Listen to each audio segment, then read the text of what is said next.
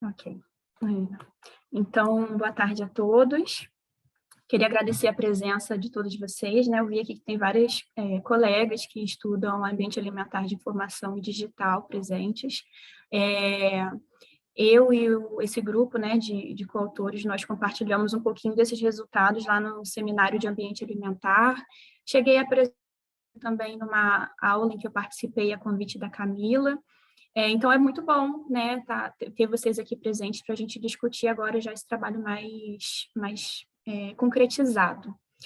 O título dele é Marketing Digital de Serviços de Entrega de Comida Online em uma plataforma de mídia social antes e durante a pandemia de Covid-19 no Brasil.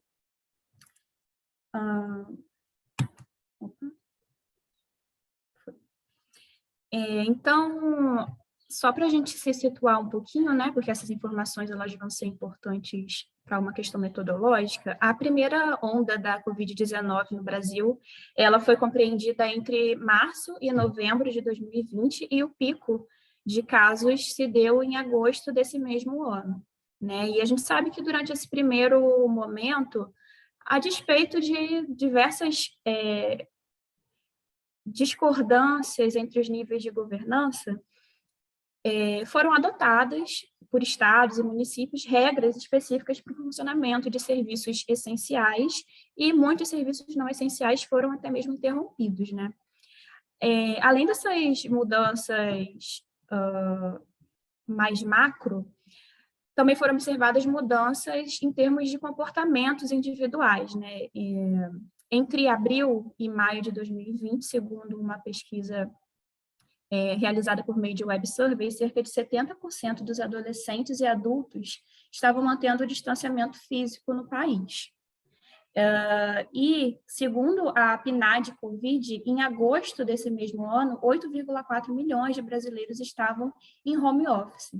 Então, a gente pode perceber que esse era um momento em que uma boa parcela da população, pelo menos, né, estava exposto ao maior tempo de tela, utilizando mais dispositivos eletrônicos, consequentemente, mais expostos ao uso da internet.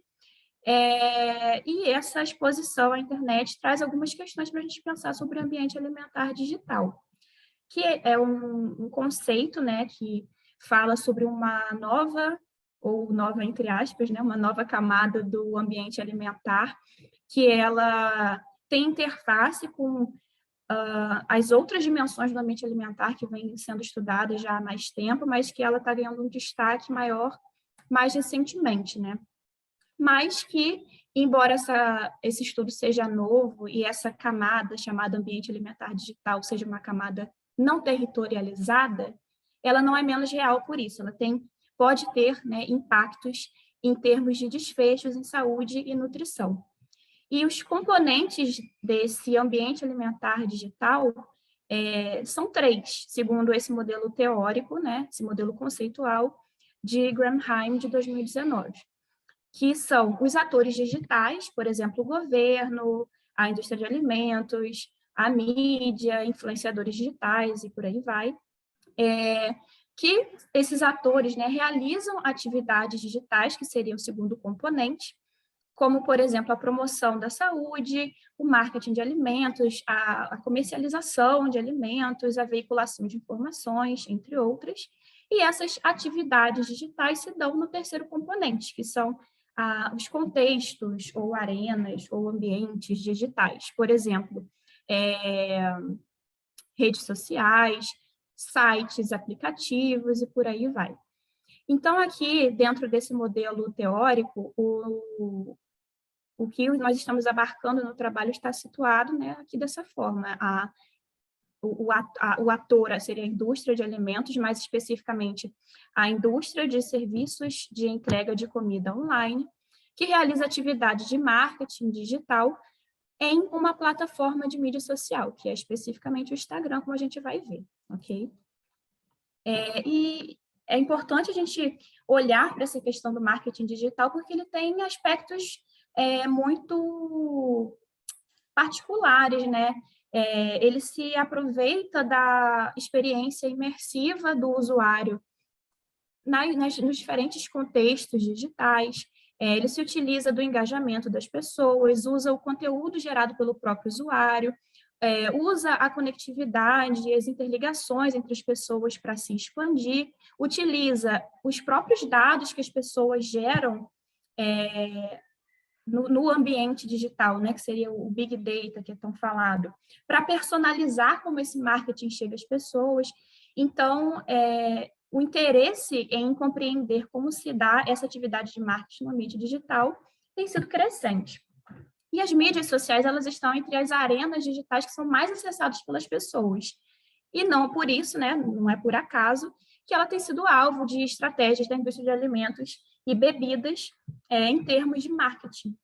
E os estudos têm mostrado que, geralmente, né, quem está mais presente são os alimentos ultraprocessados nesse marketing que ocorre nas mídias sociais.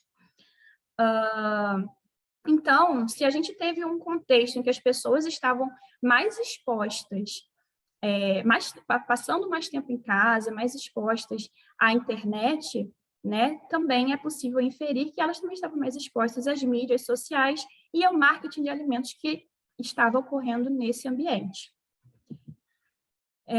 Paralelamente, né, a gente também observou maior utilização de serviços de entrega de comida online no Brasil durante esse período da pandemia, né, teve um boom nessa primeira onda da pandemia. Isso foi motivado pela migração dos estabelecimentos para esse ambiente digital, por conta daquelas restrições que eu comentei no começo, por esse uso maior da tecnologia e pelo marketing que estava ali atuando nesse ambiente e estimulando as pessoas a utilizar esse tipo de serviço.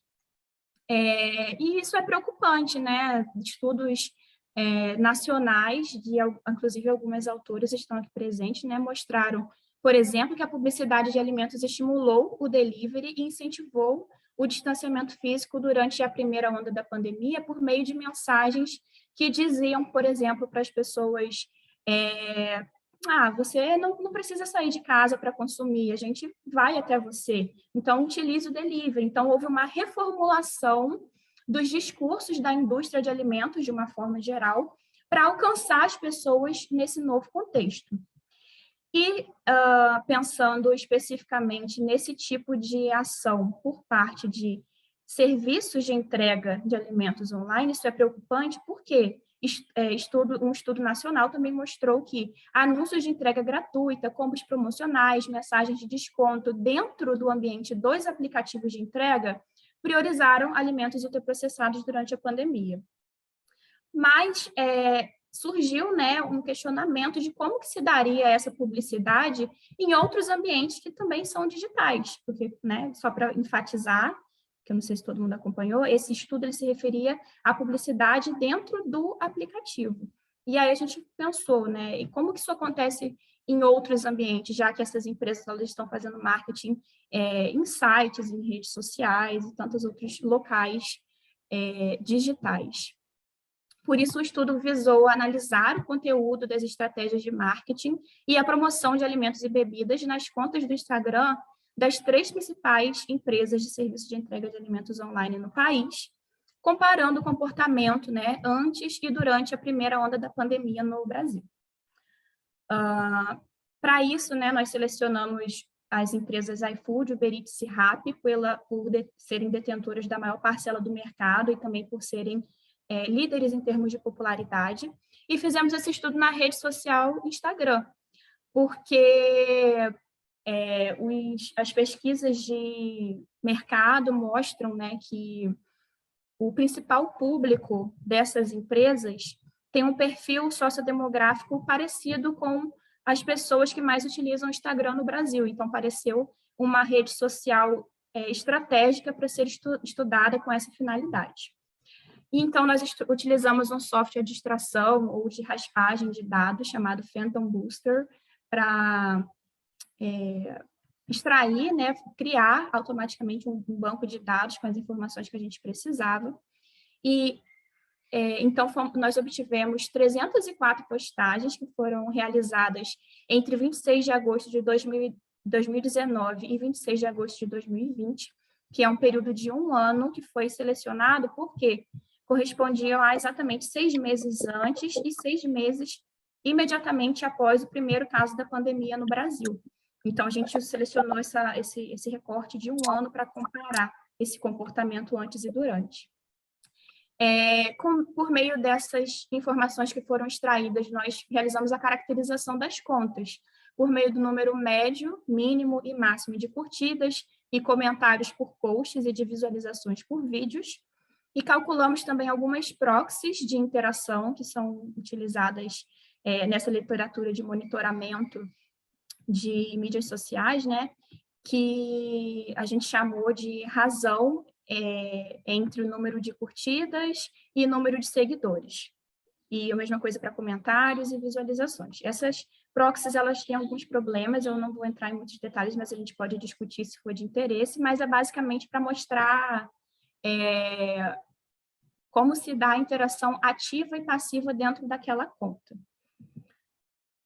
E teve uma segunda fase, realmente de análise do conteúdo das postagens, na qual 2 avaliadores trabalharam de forma independente, executando um protocolo de codificação desse conteúdo, que foi um protocolo de 3 fases. Como essa fase exigia, né, muito mais trabalho, né, de análise realmente ali da imagem, do vídeo, do texto, nós extraímos uma amostra aleatória simples, de tamanho igual a 170 postagens, para fazer essa análise. Na fase 1 do protocolo, era uma fase que visava avaliar a qualidade nutricional dos alimentos e bebidas que apareciam nos posts quando estavam presentes. Para isso, a gente seguiu um trabalho de GIA e colaboradores de 2021, né? Fazendo a revisão da literatura, a gente descobriu que alguém já tinha se interessado por essa questão e fez um estudo com um propósito bem parecido no contexto da Austrália, Reino Unido e Estados Unidos. Então, como já tinha uma metodologia proposta, a gente seguiu essa metodologia. Por meio dessa codificação que foi realizada, nós pudemos calcular o número e o percentual de posts que mostravam alimentos e bebidas, o número de itens alimentares que estavam presentes, né, nesses posts, e o número e percentual de cada tipo de alimento, segundo a classificação nova. Então, foram 3 grupos: alimentos in natura ou minimamente processados, ou preparações culinárias baseadas nesses alimentos, alimentos processados e ultraprocessados. Na fase 2, a gente utilizou um protocolo que também já foi utilizado em alguns estudos de marketing da indústria de alimentos em redes sociais, de forma geral. Então, a gente utilizou as categorias que já estavam definidas nesse protocolo de vassalo e colaboradores de 2018, que buscava identificar a presença de estratégias, por exemplo, só mencionando, né, de responsabilidade social corporativa, uso de celebridades, esportistas, personagens infantis, cupons de desconto, enfim, dentre várias outras estratégias. E na terceira fase, a gente mergulhou mais nas estratégias de marketing especificamente relacionadas à Covid-19. E a gente fez isso também conforme esse estudo de GIA e colaboradores. As categorias colocadas por esse protocolo foram essas 4 que estão aqui, porém 2 não apareceram, que foram a apropriação de trabalhadores na linha de frente e a venda de distanciamento social. Mas essas 2 apareceram bastante: combate à pandemia por meio de promoções, eu vou explicar melhor o que é isso, e aceleração da digitalização. E no contexto brasileiro, né, nós identificamos algumas categorias emergentes muito relevantes, e por isso nós criamos outras possibilidades, né, que foram suporte aos entregadores, suporte aos restaurantes e responsabilidade social na pandemia, sendo ela subdividida em corporativa e individual. E eu vou explicar isso melhor por meio de estudos de caso que a gente também fez para ilustrar e entender melhor o que foi isso. Então, trazendo um pouquinho dos resultados, eu não vou focar em diferenças entre as empresas, porque, na maioria dos casos, as diferenças observadas não pareceram ser motivadas por algo muito específico que alterasse a interpretação. Então, eu vou sempre mostrar as tabelas e dar um zoom nas resultados para a amostra geral, ok? Então, aqui olhando para os resultados de antes da pandemia, tanto o número de curtidas por post, quanto de comentários por post não foram valores médios muito altos. Isso se refletiu na razão entre o número de likes e o número de seguidores, ou seja, a gente vê que havia uma baixa interação ativa, ou seja, muitas pessoas seguindo, mas poucas pessoas interagindo com a conta. E houve um aumento bem modesto durante a pandemia, né? Assim, percentualmente a gente consegue visualizar que foi bastante em alguns casos, mas ainda assim uma interação baixa, uma interação ativa baixa. Mas é interessante comparar isso com os resultados dessas proxies de interação passiva, porque os vídeos, né, não dependem as visualizações de vídeos não dependem de uma ação como curtir ou comentar para serem contabilizadas. E aí a gente vê que esse número de visualizações era maior, então a gente percebe que esse conteúdo era entregue para bastante gente, mas principalmente o que chama a atenção é que houve um aumento bastante significativo durante a pandemia, né? Saltou de 13 mil para 98 mil visualizações. E a razão de 1,7 foi para 10. Então, de fato, o conteúdo que essas plataformas e que essas empresas estavam produzindo nessa rede social passou a alcançar mais pessoas durante a pandemia. E qual que foi esse conteúdo? Em termos de qualidade nutricional. Vou dar um zoom aqui na amostra geral para a gente enxergar melhor. Chamou bastante a atenção que o número de posts que mostravam algum item alimentar caiu, né, durante a pandemia, diminuiu bastante, de 63 para 33 posts, que representou 40,2% do total. Então, o espaço publicitário mostrando alimentos e bebidas, ele reduziu, mas chamou atenção também a qualidade do que estava sendo mostrado. Antes da pandemia, cerca de 58% dos posts mostravam itens do grupo 3, ou seja, ultraprocessados, que foi um percentual muito parecido com o observado por dia na Austrália, Reino Unido e Estados Unidos. Durante a pandemia, esses percentuais, né, teve uma inversão aqui da lógica. Percentualmente passou a ser mostrado muito mais alimentos do grupo 1, in natura ou minimamente processados. E isso foi muito diferente do que Gia e colaboradores encontraram. Lá eles utilizaram como base da classificação dos alimentos as diretrizes dietéticas da Austrália, né, mas a gente sabe que a classificação de alimentos discricionários ela se aproxima bastante do que a gente chama de ultraprocessados. Então, nesse sentido, a gente consegue comparar e perceber que foram tendências opostas, porque no caso deles, houve uma acentuação, passaram a ser mostrados mais alimentos ultraprocessados durante a pandemia.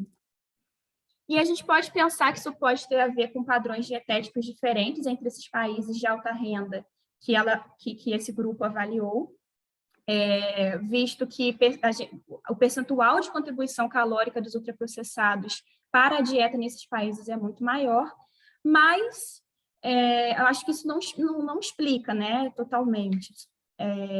A gente pode pensar, por exemplo, com base nos resultados do Nutrinet, que mostraram que houve um aumento modesto do consumo de marcadores de alimentação saudável durante a pandemia, que talvez essas empresas quisessem mostrar que o delivery poderia, sim, ser uma opção para se adquirir alimentos saudáveis, naquele momento que as pessoas estavam em casa, preocupadas em manter um estilo de vida saudável para fortalecer o organismo contra a possibilidade de infecção, né? Que teve todo um discurso social que emergiu sobre isso nesse momento.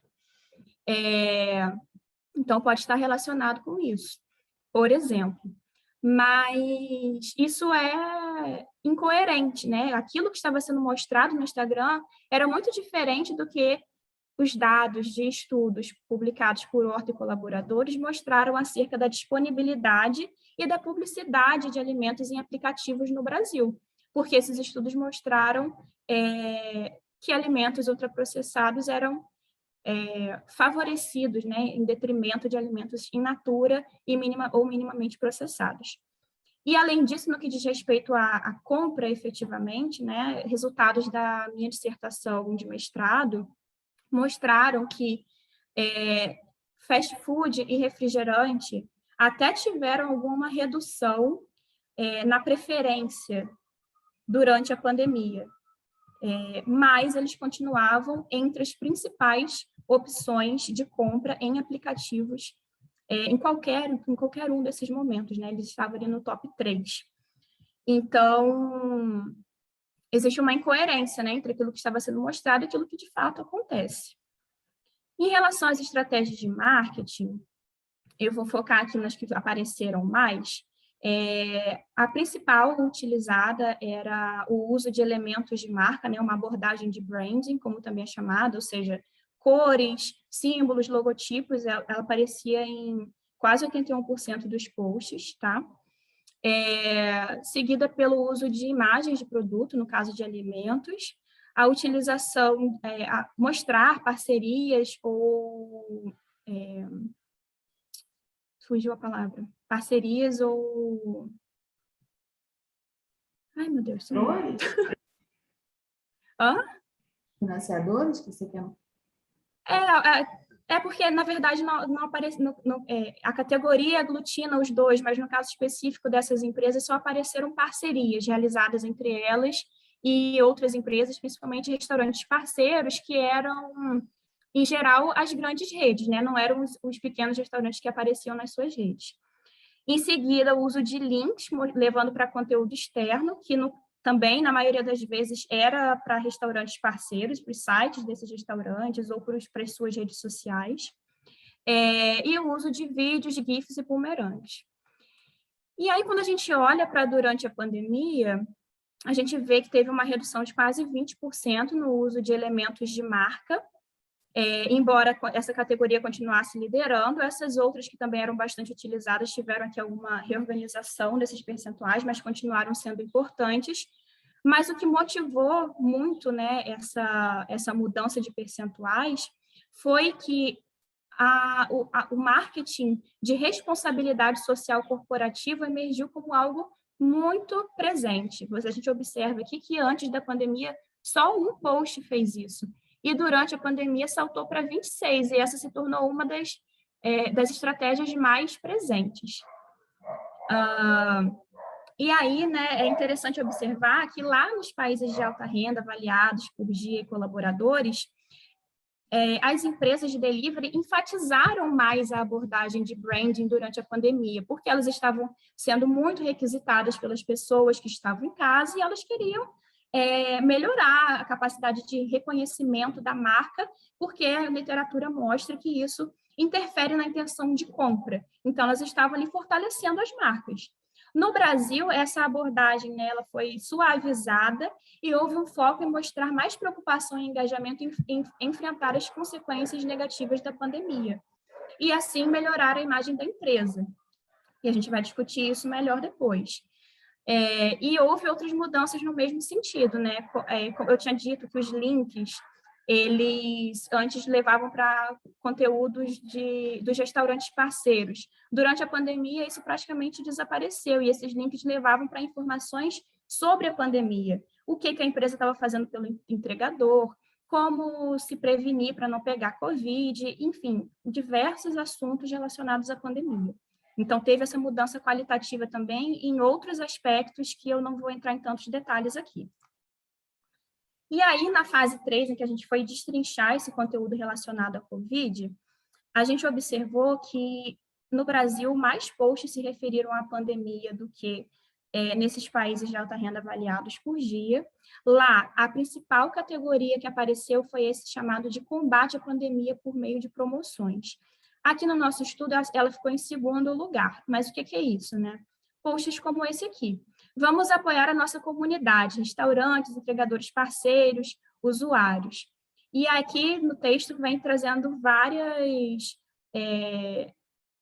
ações realizadas pela empresa para relacionar o uso do delivery ao fato de estar contribuindo seja para não sair para comprar comida e assim evitar disseminar o vírus, ou pedir a entrega sem contato e assim proteger o entregador. Enfim, diversas ações que mostram, associam o uso do delivery ao combate à pandemia. categoria que nós criamos, né, no nosso estudo, se sobrepôs a essa combate à pandemia, que foi a mais utilizada, a chamada responsabilidade social na pandemia. Por que a gente criou essa categoria, né? Eu mostrei lá que na fase 2, responsabilidade social especificamente corporativa, ela foi muito preponderante durante a pandemia, ela saltou. E aí a gente foi investigar temas de responsabilidade social especificamente relacionados à pandemia. Só que quando a gente foi ver isso, a gente viu que não era só a responsabilidade corporativa que aparecia, também tinha um discurso evocando responsabilidade social individual. E aí a gente criou, né, esse nome mais genérico e subdividiu entre a corporativa e a individual. Essa foi, né, de forma geral aqui, né, 30,5% dos posts traziam esse discurso. Mas qual que é a diferença entre essas duas?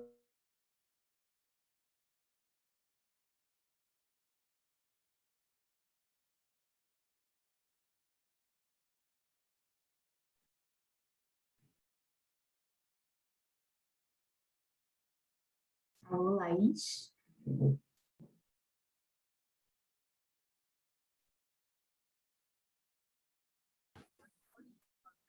Eu caí, né? Você caiu um pouquinho. Ai. E a minha apresentação voltou? Não. Não, você tem que compartilhar de novo. Ah, que pena. Em que parte que eu estava quando vocês pararam de ouvir? Você estava... Bota aí para um slide que está na fase 3, você já tinha entrado na fase 3, né? Uhum. Eu estava explicando a responsabilidade social, Exato. falei sobre a diferenciação, vocês pegaram?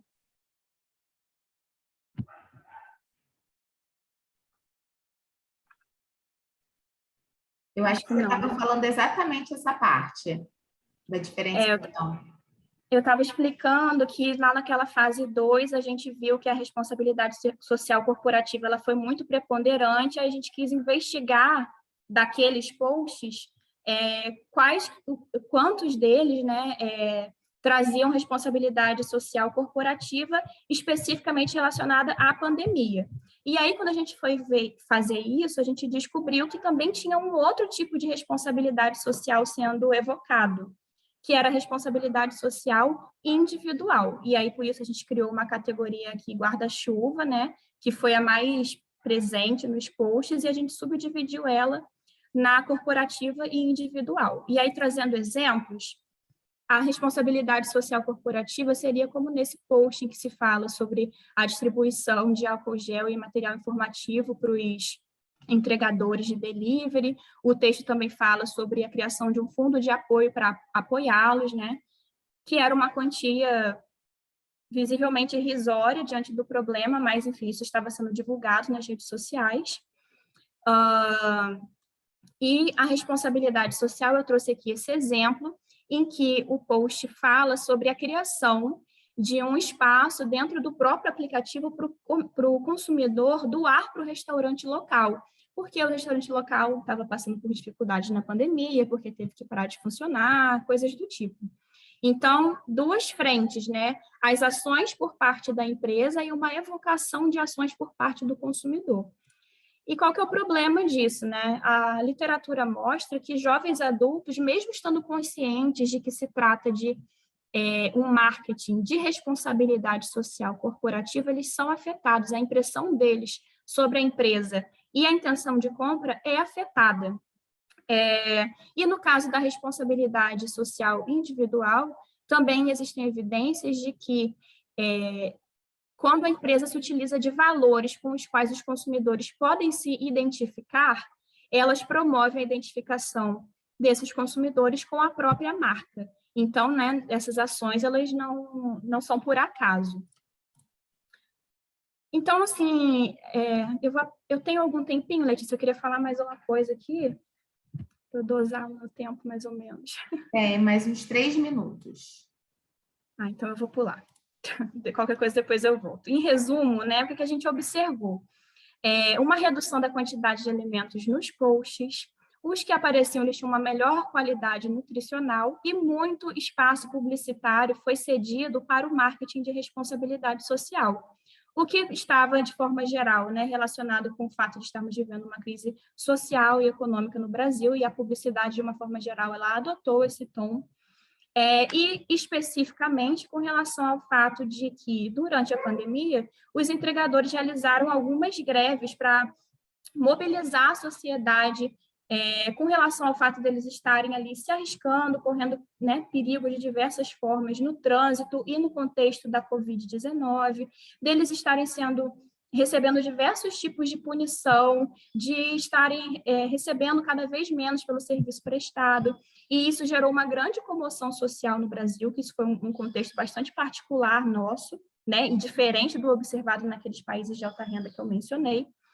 E também acabou trazendo uma discussão sobre taxas abusivas cobradas aos restaurantes, o fato dos aplicativos darem mais visibilidade a determinados estabelecimentos do que a outros, o que prejudicava restaurantes pequenos. Essa discussão também emergiu, então, tudo isso estava muito latente na sociedade naquele momento.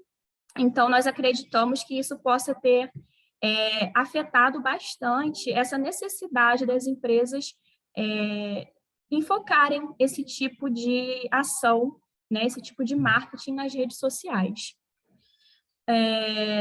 E, né, esse conjunto de ações que eu resumi aqui como sendo os principais resultados, são práticas que podem configurar o que tem sido chamado na literatura de Covid washing. Vou até pular aqui para poder trazer a definição, né? Que seria se apropriar do contexto adverso da pandemia para se mostrar uma empresa empática e proativa em relação à crise sanitária, visando melhorar, na verdade, a sua imagem e assim criar associações positivas do consumidor com as suas marcas, né? Porque e isso, né, foi uma prática que foi observado na literatura, que a indústria de alimentos, de forma geral, fez bastante, né, para mostrar uma imagem socialmente responsável, trazendo referências publicitárias sobre o acolhimento em casa, para minimizar o contato físico, demonstrar apoio, as empresas demonstraram apoio à comunidade, enfim, diversas mensagens de marketing nesse mesmo sentido. E a gente identificou algo bastante semelhante aqui no contexto da indústria de serviços de entrega de comida online. E tudo isso visa borrar a percepção negativa que os consumidores têm sobre produtos não saudáveis e também, nesse caso específico do Brasil, para as empresas de delivery, a imagem negativa que estava muito latente ali por conta dessa questão com os entregadores e com os restaurantes num momento de crise social e econômica. Então, como conclusão, no Brasil, esses serviços de entrega de comida online praticaram intensamente a Covid washing por meio de diversas estratégias nas suas contas do Instagram durante a primeira onda da pandemia, demonstrando preocupação e comprometimento durante a crise sanitária, social e econômica no país. Isso destaca, né, a necessidade de promover, de uma forma geral, a literacia digital das pessoas, e também a literacia em saúde e nutrição, e, consequentemente, né, a interação entre as duas coisas. Mas não somente essa que seria uma possibilidade de intervenção a nível individual, mas também a gente precisa discutir a necessidade de uma regulamentação específica sobre a forma de operação da indústria, e aí não só a indústria de delivery, mas a indústria de alimentos como um todo, né, no ambiente alimentar digital.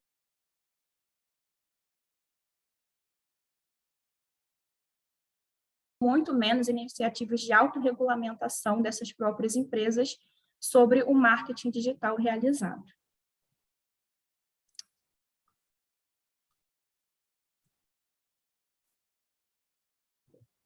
Passei só um pouquinho. Tá ótimo.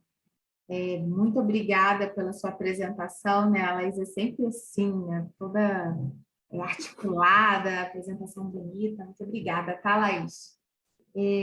Eu queria só, antes de passar a palavra para a Camila, né, fazer um pequeno pano de fundo, né, onde que esse trabalho se localiza, né? Quando a Laís começou a falar, ela falou colegas que estudam a área de ambiente alimentar digital e da informação, né? Porque esse trabalho congrega os dois cenários, digamos assim, ou as duas vertentes do ambiente alimentar que a gente vem estudando já há algum tempo, de informação e o digital mais recentemente, né? Para quem estuda ambiente alimentar. E essa coisa que ela falou, né, que é essa definição que ela usou, que é uma camada, né? É uma camada que parece que vai penetrando em todos os settings que a gente já estava habituado, né? O comunitário, o organizacional, o doméstico, ele vai entrando, né? Como se ele fosse não sei se é uma camada, me parece mais uma coisa assim que entra, né, em todos os lugares. É meio horizontal, né, Camila? Então, acho que chama, assim, para chamar a atenção, né, de todo mundo que está assistindo e que não conhece esse tema, né, ou que conhece um pouco, né, para essa visão que eu tenho, e falar, assim, um pouco da relevância social, né, que eu acho que esse trabalho tem também, porque foi desenvolvido num período que, conforme a Laís chamou muito bem a atenção, num período de uma crise, de que essas empresas elas estavam com um descaso muito grande com os entregadores, né? A gente chegou a escrever um projeto, né, lá no grupo para estudar, a gente abriu um edital específico para assuntos de Covid, a gente chegou a escrever um projeto de testagem, né, de Covid para entregadores de delivery, com atividades educativas, e a gente não foi bem sucedido no recurso, né, para estudar, mas eu me lembro muito bem que era uma questão muito latente no início da pandemia, né, que eram pessoas que estavam levando comida, mas que eram veículos, né, de transmissão do vírus. Quantas pessoas a gente conhece que falavam, não, mas eu não saí de casa e peguei Covid. Pegou pela entrega de comida, né, gente? Pegou como? Pegou no elevador, pegou de alguma maneira, né? Então, assim, a gente estava muito preocupada com esse grupo, né? Me lembro em algum momento, mas esse trabalho mostra, né, como que as empresas foram eficientes em fazer esse Covid washing. Então, acho que, assim, é muito relevante, tá? Camila, obrigada de novo pela presença. Dani chegou, né? Dani tá aí, se quiser falar alguma coisa também, tá, Dani? Legal, se vocês escutarem um barulho aqui, não liga não, meus filhos estão em casa hoje, estão meio doentinhos, mas acho que já estão bem, viu, Letícia? Estão batucando, atrapalhar demais. Laís, sempre bacana te ouvir falar, você deu uma aula aqui na nossa disciplina de ambientes alimentares, né? Você abordou um pouco o tema, assim, super interessante, né? Saber que há tempos atrás a gente se debruçava a estudar o marketing, as estratégias de marketing em canais mais tradicionais, né? Televisão, e quanto agora a gente vê com esse seu estudo e outros estudos internacionais, o quanto esse período de pandemia ele ampliou, de certa forma, né, a capilaridade dessas empresas de delivery de comida, né, e o quanto isso, você até falou isso na nossa aula, e se a gente quiser retomar esse assunto, acaba pegando praticamente todas as classes sociais, né, todas as pessoas. E aí você traz uma questão muito importante, né? Na pandemia, a gente tem o fechamento de estabelecimentos tidos como tradicionais de compra e venda de alimentos, né? E o uso exacerbado de tela, né? Desde criança, enfim, até adulto, idoso, todo mundo usando tela com bastante frequência. E isso, de certa forma, você mostra o quanto as empresas no Brasil, elas conseguiram pegar esse canal, de certa forma, né, para engajar os indivíduos. Você traz a questão da responsabilidade individual, que é diferente do que é encontrado em outros países, né? O quanto as empresas estavam em outros países fortificando a marca, aqui as empresas, elas passam para compartilhar com o indivíduo a responsabilidade do cuidado, né? O cuidado com a alimentação, o cuidado com a pandemia, né? Então, ela passa ela tem essa questão, né, que você levantou muito bem, que é da responsabilidade corporativa, mas aí eu achei muito interessante você ter criado uma categoria, né, uma codificação para identificar essa responsabilidade individual. Por que isso é interessante, né? A gente tem visto isso não só nessas empresas de delivery de comida, mas a gente tem visto isso também nos rótulos de alimentos, né? Criação de selos, eu tenho estudado um pouco isso. Criação de selos, por exemplo, não é mais o selo reciclagem, embalagem, é eu reciclo. Quer dizer, você é o responsável, o indivíduo que vai salvar o planeta e que está responsável agora por reciclar essa embalagem, né? Então, veja que as empresas, elas têm, de fato, né, essas são estratégias de indústrias de alimentos. É claro que você se debruçou aí para olhar as que fazem entregas, né, que fazem delivery, mas que acompanham todo esse cenário mundial de novas estratégias de marketing que trazem bem forte a questão da responsabilidade individual no cuidado com o ambiente, no cuidado com a saúde, né? E durante uma pandemia é esperado, né, trazer, então, vamos cuidar das pessoas que estão cuidando de outras, né? Dos profissionais de saúde, vamos levar comida, vamos levar álcool gel, os profissionais, e interessante também você trazer a questão social, né, dos trabalhadores, que a gente não vê, talvez a gente veja na América Latina, né, Laís, eu não sei se você tem algo na América Latina para falar sobre essa precarização do trabalho dos entregadores, mas é algo muito dos países do sul global, né, assim, então o quanto, de fato, as empresas também pegaram esse gancho para fazer essa promoção, essa autopromoção da sua responsabilidade perante esses trabalhadores também, né? E eu fiquei muito curiosa aqui, sabe? Fiquei pensando, Letícia, o quanto que é interessante a gente ver no Brasil que aumentou a divulgação de alimentos in natura, né? Isso é extremamente interessante do ponto de vista... E aí eu vou, assim, até para o meu questionamento, assim, em relação a gente entender um pouco mais o comportamento dos consumidores que usam né, esses aplicativos de comida, que eu acho que é um passo que a gente precisa começar a avançar, né? Você fez um mapeamento belíssimo de todas essas estratégias de marketing, né?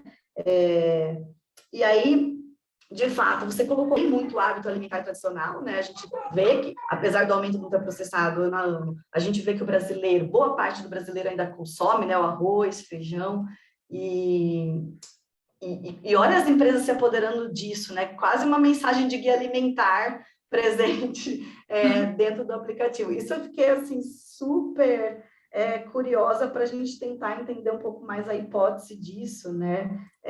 Porque a gente sabe que, de certa forma, existe a questão, se a gente pensar, em que momento essas pessoas estão solicitando, então, esses alimentos, né? Durante a semana, é no seu dia a dia. Olha isso, praticamente é no seu dia a dia. Porque provavelmente no final de semana ela vai pedir algo diferente. Mas no dia a dia, para almoço, para jantar, talvez ela queira a comida tradicional, né? Então, quer dizer, isso pode ser positivo, mas do outro lado é negativo, porque está ocupando a questão do cozinhar versus pedir comida. Ninguém mais está cozinhando, está todo mundo pedindo, né? Mesmo arroz com feijão, né, Laís? Eu acho que isso é muito interessante, eu até coloquei aqui, né? Você citou conveniência, facilidade, promoções, vouchers, a gente sabe que tudo isso, olha o preço que está o gás de cozinha, né? Olha o preço do combustível que afeta no gás, que afeta no cozinhar, né? Na prática de cozinhar. Então, tudo isso, com certeza, vai contribuir para que esse consumidor, esse indivíduo, também né, peça mais. E é interessante saber o quanto que as empresas estão antenadas em relação a isso, né? Acho que isso foi super bacana você mostrar, assim. Deixa eu ver o que mais, eu não quero... até 5h30, né? A gente não pode atrasar muito. Não, acho que sensacional você mostrar o Covid washing relacionado com cause washing, né? E como eu falei, isso a gente tem visto, acho que é uma onda muito grande disso, uma perspectiva não só de plataformas de delivery, mas também em rótulos de alimentos, questão com escolares, né? Trazer publicidade para escolares, lanche de escola. Então, de certa forma, como Letícia comentou, essas estratégias, elas são transversais, estão em todos os tipos de ambiente que a gente possa imaginar, do consumidor, da comunidade, enfim, organizacional, e acho que muito bacana você mostrar isso, sabe? Acho que é mais isso, assim, Laís, bacana demais esse trabalho, assim, eu acho que caminha uma base muito bacana para que a gente faça futuros experimentos com aplicativo online, simular compras reais, sabe? O que outras percepções que esse indivíduo tem, por que ele compra ali, né? As motivações, em que data. Eu acho que é muito interessante, pensando em perspectivas de estudo mesmo, né? Para quem está começando aí a querer saber um pouco mais sobre isso, assim. Acho que é isso, gente. Parabéns, viu? Muito obrigada, Camila. Essa questão do Covid washing, né? Esse marketing de causa.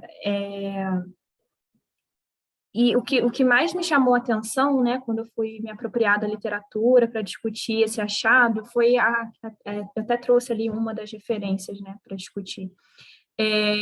Que as pessoas, né, o estudo mostrava que jovens adultos, eles têm consciência de que aquilo ali são as empresas se apropriando daquelas causas para vender, mas isso não impede que a percepção deles sobre aquela empresa seja, né, que a barra das empresas fique limpa, né? De alguma forma, aquilo ali cria uma identificação,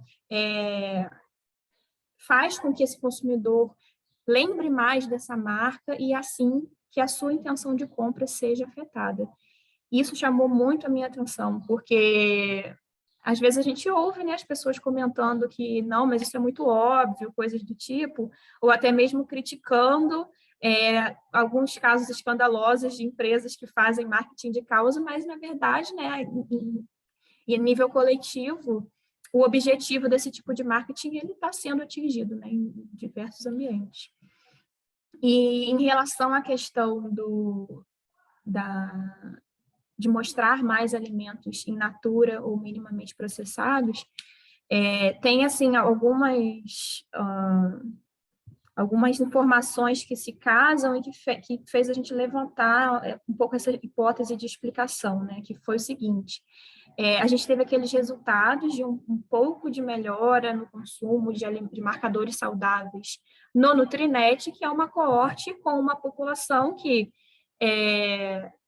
tem um nível socioeconômico ali, né, intermediário para alto, pessoas de alta escolaridade, mais concentrado na região sudeste, que é basicamente o mesmo perfil sociodemográfico predominante entre os usuários de delivery de comida. E que também são as pessoas que estão no Instagram, né? Muitos jovens ali que estão no Instagram. Então, assim, eu acredito bastante que essa percepção de que naquele momento se alinhar com essa necessidade emergente de promover esse discurso de alimentação saudável pode ter influenciado nisso. E aí você estava falando, eu lembrei agora onde eu queria chegar, que você comentou sobre estar em casa e não cozinhar e tal.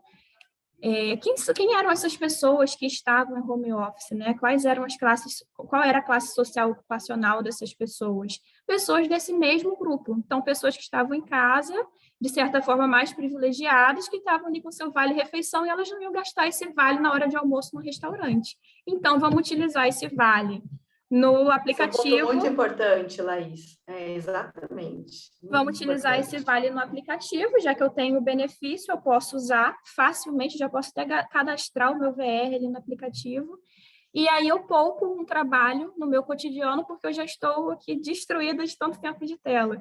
Então, eu acho que tem muito a ver com isso. Muito espaço publicitário, né, que mostrava alimentos, ele foi cedido para outras coisas, principalmente o marketing de causa, mas aquilo que estava sendo mostrado teve uma melhoria na qualidade nutricional. Eu tenho essa mesma percepção, né? E eu fico pensando o quanto esse fenômeno, né? pensando assim nos estudos epidemiológicos clássicos, né, se isso não é um fenômeno, um evento de coorte, né? Esse fenômeno vai influenciar gerações futuras, né, que são jovens e vão perpetuar isso, né? Por que eu preciso cozinhar? Eu consigo comprar uma comida saudável num custo acessível para mim, para minha família, né? Já vem pronta, quentinha, gostosa, saudável. Por que eu preciso cozinhar? Acho que isso é um ponto, né, para a gente que pensa política pública e também outros estudos epidemiológicos que a gente não pode perder de vista no futuro próximo. E os futuros pesquisadores aqui do campo da nutrição e saúde pública não podem perder isso de vista, né? Eu acho que isso é Será que isso vai se perpetuar? Será que isso não vai? A gente tem que acompanhar, né? Eu acho que a gente não pode deixar de acompanhar isso. Então, foi minha última anotação aqui. Será que isso vai ser um efeito de período, né? Vai se perpetuar ao longo das gerações? Tinha essa questão também, Letícia. Eu também tinha essa questão. Eu também fico pensando sobre isso muito. Dani, quer falar alguma coisa, meu amor? Chegou depois. Oi, eu ouvi quase tudo do trânsito e cheguei para a hora do parabéns. Não, eu acho que a apresentação da Laís foi super legal, né? O trabalho é super interessante e tal. Acho que a Camila traz bons pontos, mas eu queria dar uma cutucada pública, porque algumas das coisas que a Camila fala de ser importante a gente entender como que é o uso dos aplicativos, e isso esse trabalho não mostra, né? Porque ele está estudando as plataformas, mas no mestrado da Laís ela estudou, né? A gente trabalhou, ela e Letícia, com alguns desses pontos, e a gente conseguiu avaliar o pré e o durante o começo da pandemia. Então, acho que motivações de uso, momentos de uso, para a região metropolitana do Rio, a gente tem essas informações, a gente precisa botar isso na rua, né? Mas Poxa, isso é super legal. Isso foi investigado, olhando em profundidade, né, para aquele momento e pensando no pré e no durante a pandemia. Então, acho que são informações super importantes, né? Porque, de fato, a gente precisa conhecer a realidade, né? Olhar para o ambiente, esse ambiente seja físico, virtual, o que for, mas como a interação das pessoas com esse ambiente é fundamental, né? Porque isso nos dá subsídios também para pensar em como transformar esse ambiente ou tentar ter política pública para transformar esse ambiente, porque você pode ter um ambiente inóspito, mas que aquilo não afeta as pessoas. Em tese, poderia ter. Se as pessoas não usam, se tem um grupo muito específico que utiliza aquilo, né? Assim, vai fazer política pública para milionário, mas não é só milionário que usa, tem outros perfis. É claro que tem um recorte aí importante, né? Mas acho que entender a interação pessoa e ambiente é fundamental para pensar próximos passos, né? Então, a gente tem essa tarefa aí de botar os trabalhos na rua, e outros trabalhos virão depois, né? Mas esse que já está feito, né? Acho que ele tem um papel importante aí. Fica cutucada. Eu vou ler aqui no chat, tá? As meninas parabenizando, né, Juliana? O estudo está muito bem construído, muito bem fundamentado. Os resultados, de fato, nos apontam para a urgência do monitoramento desse ambiente frente às sofisticadas estratégias da indústria. Parabéns a todos os envolvidos. E a Paloma fala assim: eu acho que essa ideia de comida tradicional veio muito com a pandemia, junto com a ideia de fazer mercado pelo iFood. É verdade. Então, alguém quer fazer mais algum comentário, gente? Está aberto aí, a gente pode passar uns 5 minutos. Não? Significativos. Tá. Então eu quero agradecer a presença de todos vocês, né? A gente sabe que em breve os artigos da dissertação da Laís vão sair também. Esse daí está no forno, lá na Public Health. Vamos ver como é que vai vir o... Já passou 15 dias, então a gente já acha que ele vai seguir para revisão, né? Não, ele está em revisão. Então tá, isso aí. Então está em revisão, já é um excelente passo, né? Então... Agora é só esperar a chicotada. A gente sempre aprende também nesse processo, né, de revisão. Eu costumo... Com certeza. Né? Eu costumo gostar das críticas que a gente recebe. Algumas, às vezes, são mais ideológicas, mas isso é mais raro. Uhum. Então, em breve esse artigo vai estar aí na rua, né? E em breve também os resultados da LEGS vão estar da dissertação da LEGS vão estar na rua sobre esse estudo de várias questões relacionadas ao uso de aplicativos, né? Não é só comportamento, motivação, tem várias coisas que a gente investigou que são muito legais. Agradecer novamente Camila, Dani por estar aí, todo mundo que está presente, dizer que nossas reuniões são mensais e que a Marina tinha me deixado uma mensagem, eu acabei não colocando, mas vou pedir para as meninas colocarem lá no Instagram do Pensap, tá? Que é a propaganda de um curso que eles vão fazer sobre a análise de dados da POF, tá? Para quem é interessado nesse tema, vai ser um curso em maio, se não me engano. Eu sei que vai ter agora, dia 31 de março, vai ter uma live com o pessoal do Nebim, tá? Eliseu, Rosângela, Dirce, vai ter uma live sobre isso, mas vai ter um... É no mesmo dia. É no 31, mesmo no mesmo dia à tarde, 31 de março, e no dia 1º de abril, o dia inteiro. Quinta e sexta. Então, você tem informações, Laís? Eu vou pedir para fazerem um post, ela pediu para a gente divulgar, ela me mandou mensagem aqui no privado, estava com pouca bateria, não conseguiu divulgar, tá? A gente vai fazer um post para colocar lá no Pensap para quem tem interesse nesse tema, né? E também que é muito importante, quanto mais pesquisadores souberem, né, se apropriarem do uso dessa informação, outros trabalhos podem surgir, tá? Então, muito obrigada, gente, e até mês que vem. Camila, muito obrigada pela sua participação. Gostei muito de te ver e obrigada a todos que participaram também. Obrigada a você, Tchau, gente. Tchau, gente. Boa tchau. tarde.